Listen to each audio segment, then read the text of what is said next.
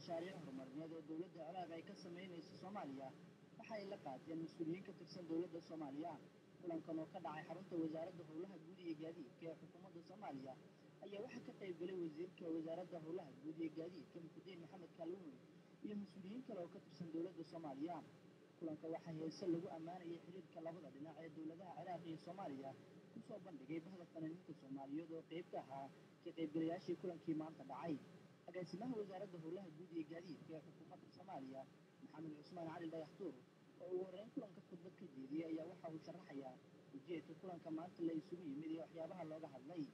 waxaan rajaynaynaa annaguna inaan raaxada ayaan dib ugu soo noqonnay inkastoo aan wax badan ka dambayno dalka Ciraaq haddana meel waxaan ku naallaa geeska Afrika la yidhaah oo dana badan adduunyadu ka leedahay. sidaas daraaddeeda dib ayaan ugu soo noqonnay beesha caalamka isla jaanqaadkeennana waa faraxsanna. wasiirka howlaha guud iyo gaadiidka ee xukuumadda Soomaaliya Muxudiin Maxamed Kaalmooni oo goobta ka hadlay ayaa waxa uu sheegay in wafdigu ay kormeer indhaindhayna ku tageen goobo fara badan oo ay tilmaameen in dowladda Ciraaq ay ka fulin doonto howlo mashaariic horumarineed isagoona sheegay in waxyaabihii magaalada Muqdisho ay kala kulmeen ay la noqon doonaan dalka Ciraaq. dowladda Ciraaqna ay ka soo jawaabi doonto baaqooda. waxay ku ballan qaaday dowladda Ciraaq lacag malaayiin dollar ah inay uga qayb qaadan doonto guddiga Soomaaliya ay ku ballan qaaday. guddigan wixii warbixina wuxuu gudbin doonaa golaha wasiirada Ciraaq kadibna waxaa bilaaban doona haddii aan la idmo in la ogolaado howlgalkiina uu bilowdo.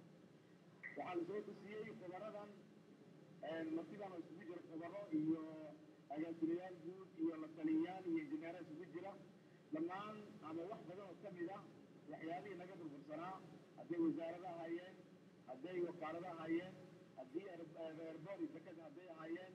Dr. Cabbaas Faysal Maxamed oo ah agaasimaha guud ee wasaaradda dhismaha dowladda waddanka Ciraaq oo hogaaminaya wafdiga ka socda waddanka Ciraaq ee yimid magaalada Muqdisho khudbadna ka jeediyey kulanka intii uu soconayay ayaa waxa uu sheegay in mashaariic horumarineed dowladda waddanka Ciraaq ka sameyn doonto Soomaaliya isagoona kaga mahad celiyey dowladda Soomaaliya soo dhaweyntii ay u sameeyeen intii ay joogeen magaalada Muqdisho.